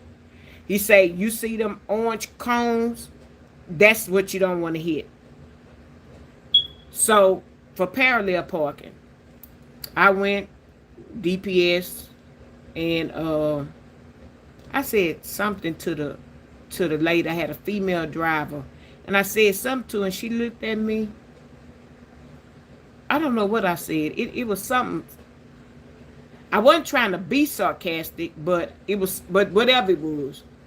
And I took my test, and I got back, and she said, well, you passed. I say, I passed for real? She said, yeah, you passed.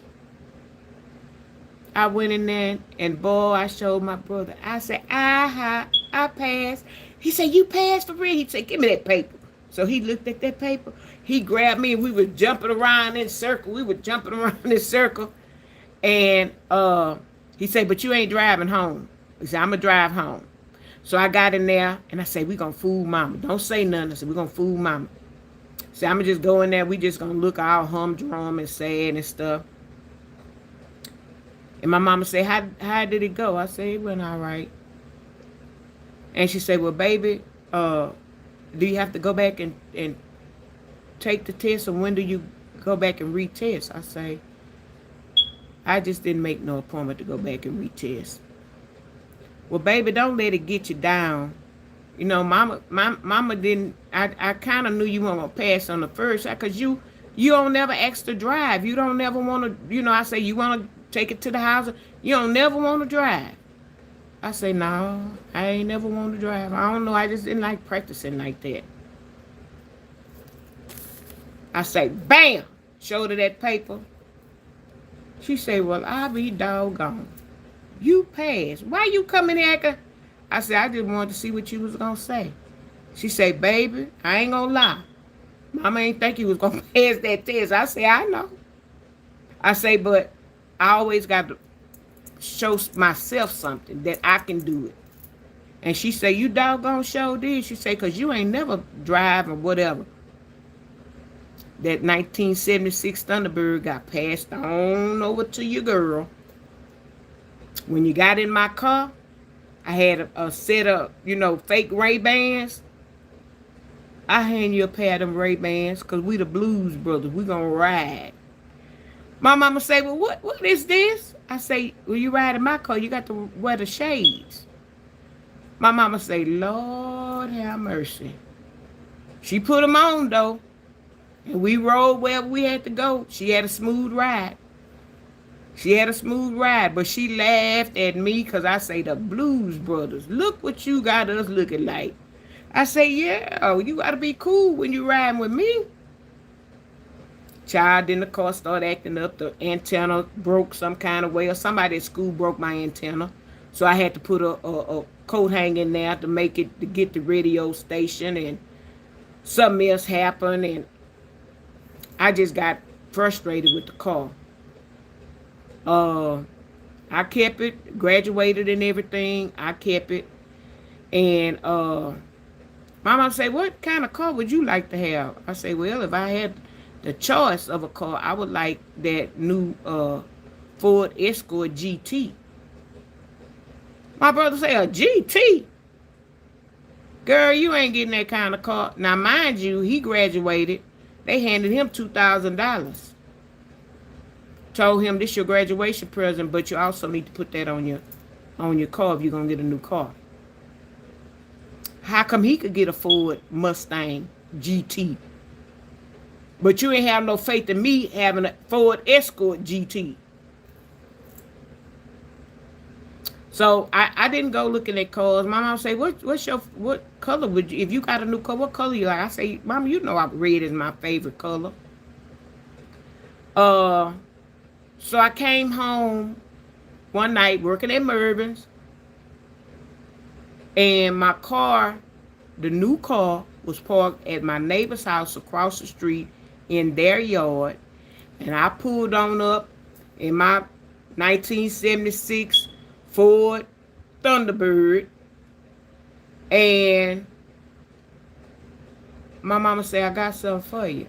My dad and my brother and all of the neighbors came out and all this. And my mama said, hit that button, I'm trying to see something. And I hit it, it went tweet, tweet. I said, where that's coming from, Mama? Why you want me to hit the thing? She said, look over there. I looked over there. I saw that new tag. My mouth flew open because it was candy apple red. Mama, who keys are these?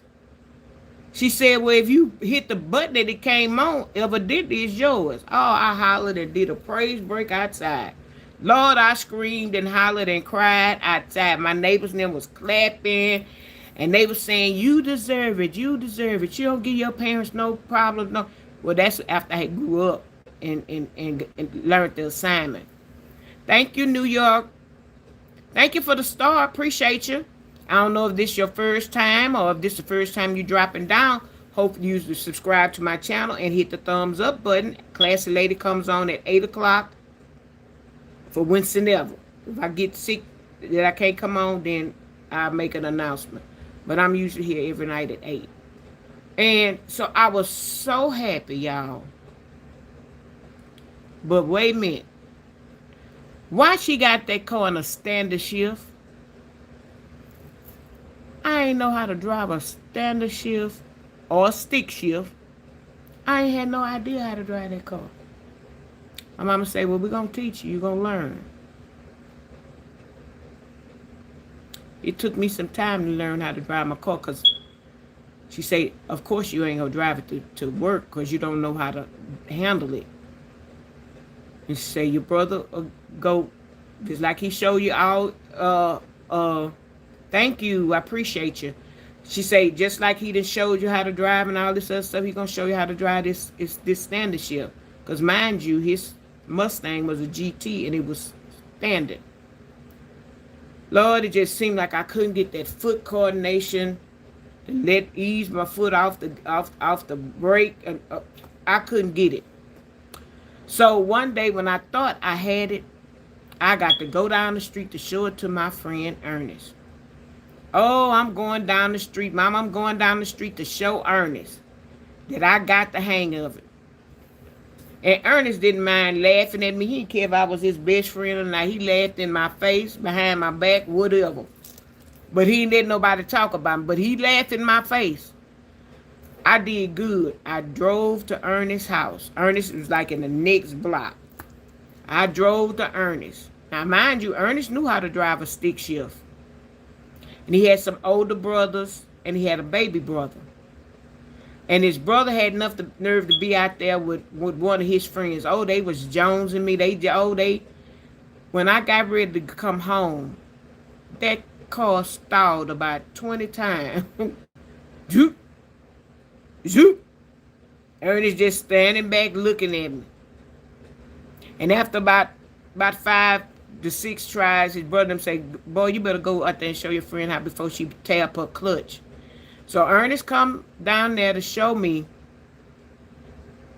how to drive, no, you got to do your feet like this. He got in the car and he say, okay, you ease up, and I still couldn't get it.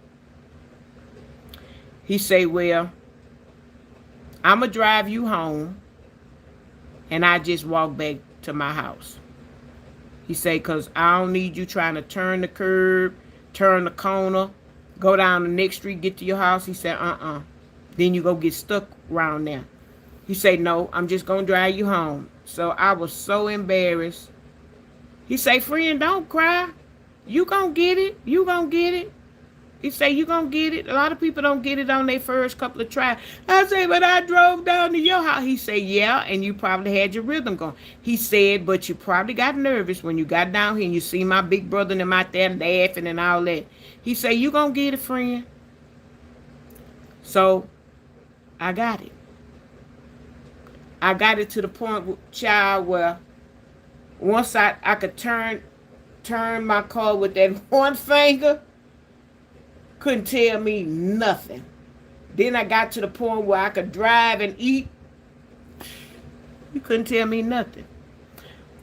But my car was still brand new. And my parents, we was the first ones to get them brick carports. And my daddy had them spotlights put out there, whatever. So there goes my car sitting under the spotlight. Y'all was landscaped with them, what they call them cross ties that's on the railroad track. At one time, those were real popular. All right. Here come Ernest. Checking on me. The girl in his block, which we knew, Tina had a navy blue. Hers was cute too. She had navy blue. I had red. Somebody around the corner had a white one. Okay? So we were red, white, and blue. And I think somebody on the other street had black. Because it was popular. So Ernest come down the street to tell me what happened to Tina's car. He get to my house. And he see my car sitting up on bricks. No, take that back. The cross ties that I'm telling you in the yard that my parents had their yard landscape. They took my parents' landscaping out the yard, propped my car up on one side. My car was lopsided. So Ernest was like, oh my God. They done got her too. So, but before he got to me, and he seen Tina car like that, he knew the other person or knew where the white Escort was. He went around there.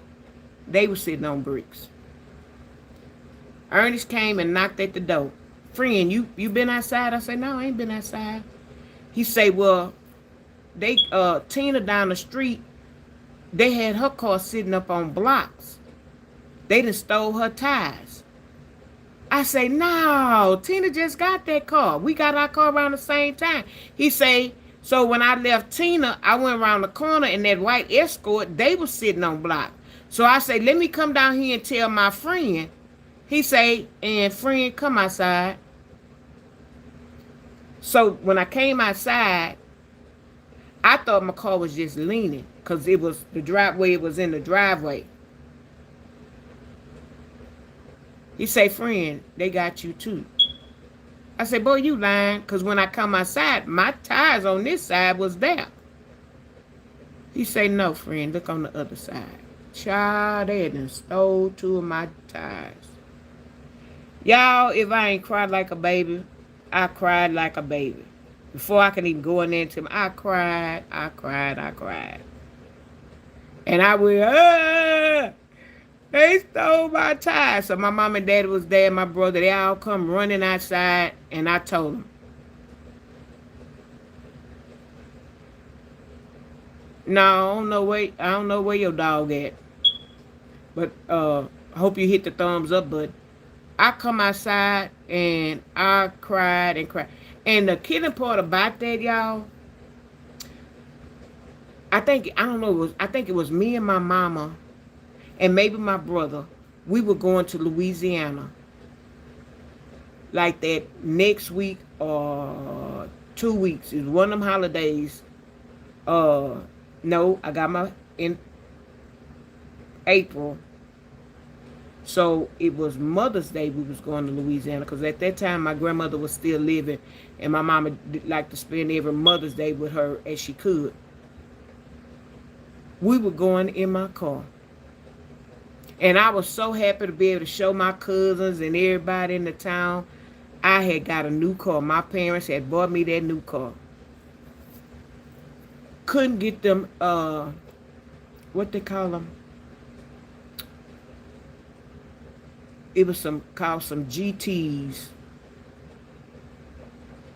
Them Ford GT tires, they were expensive. And they had a ring going on where they were stealing the tires off the Ford GTs. And whatever tire size we needed, other people that already got to them, they had to order ours. So my car had to sit like that. But what they did, I think when my dad came home, he was driving trucks. He went and got me some tires from the what's that, like a pick apart and stuff, a tire and a rim to be able to sit my car up where they could back it out and they could get the other car out. I cried. Oh, Lord, I cried because they couldn't find my tire size. And they say, well, at least they didn't steal it because one of the other people, it was then another subdivision. They had went all through there. They had a ring. The policeman said they had a ring and they were stealing cars. It was stealing my type of cars and tires. And the other, and then I said, well, I guess I'm gonna have to give me one of them things to go across a steering wheel lock or whatever. He say, I don't even know if that's gonna work. He say, cause the person that had a steering wheel lock on theirs, they took and hung they thing on their mailbox, as in we still got it.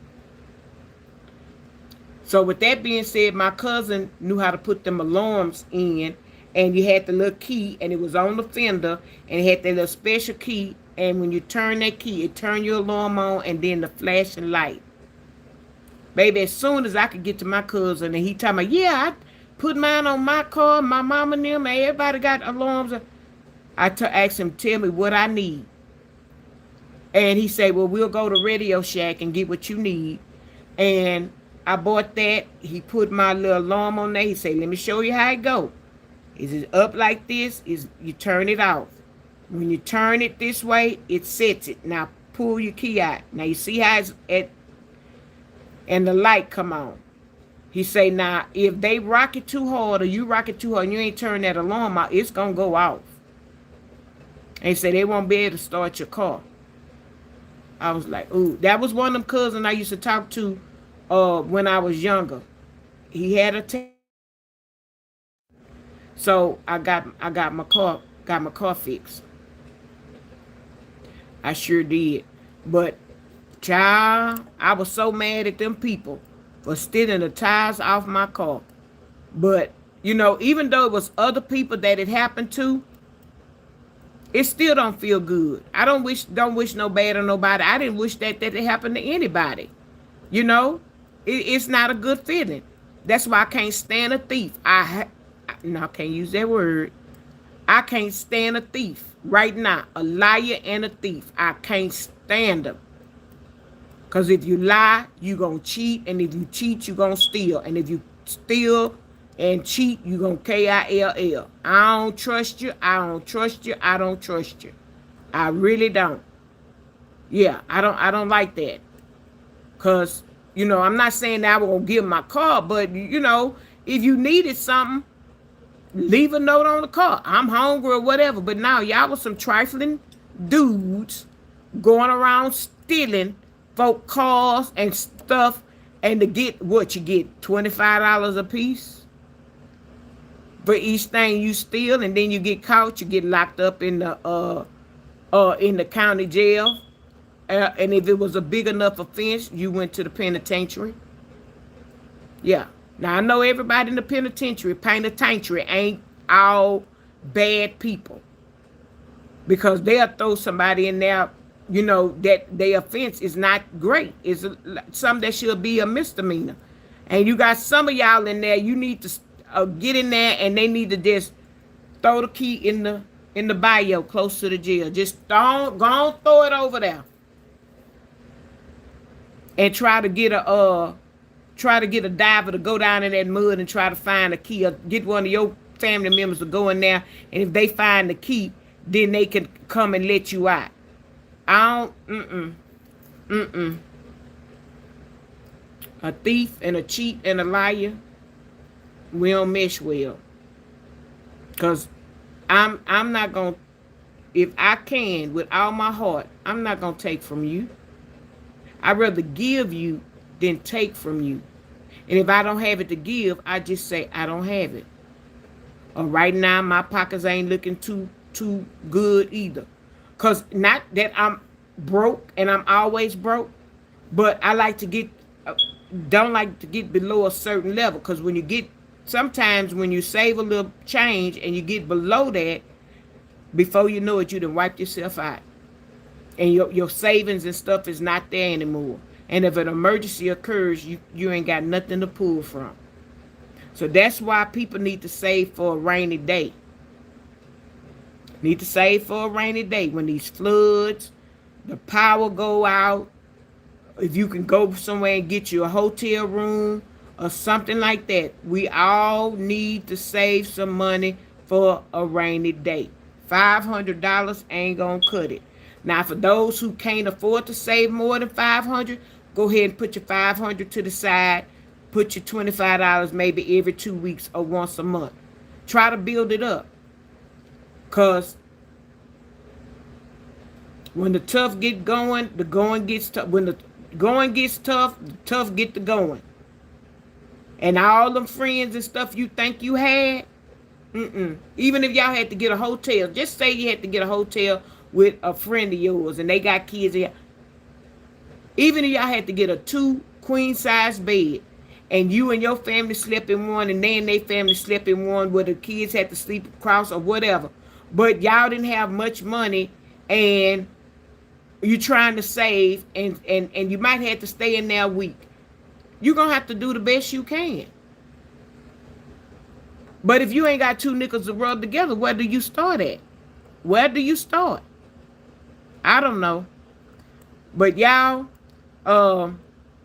as I'm going up this list, I still have super chats, super stickers, super gifts available for purchase until I actually sign off. If you didn't see me on live this morning, please go and watch my live with me. I did an interview with my 81-year-old dad that gets around better than me. If y'all will go and view, just listen to us. We just talking. But it's interesting. I was just interviewing my dad. Nothing special. We was coming home from the doctor. Go and thumbs up and just listen to it. And and then when you watch me on a replay, if you come across a hype button, please hit the hype button to hype me up, to get me out there in the algorithm, or to keep me out there in the algorithm. Okay? So I'm Classy Lady. I come on at 8 o'clock. I almost was a little late today because my stomach was hurting. So I forgot I ate a ham and cheese sandwich earlier for lunch. Then I came back and ate some leftovers with some cheese in it. And when them cheeses collided, they had my stomach bloated. So I had to take 2 Tums, 2 Gas X, and acetaminophen, hydrocodone. And then that's why I came on here so happy because my stomach had settled. It wasn't hurt no more. So, yeah. So, anyway, I appreciate everybody. Y'all hit the thumbs up button going out. If you're new to my channel, please consider subscribing to my channel so you'll know whenever I come on, you'll be notified. And I love everybody. Angels on everybody's pillows. Everybody have a blessed night and a fantastic Friday morning, whatever it is to you. And Classy Lady will see y'all later.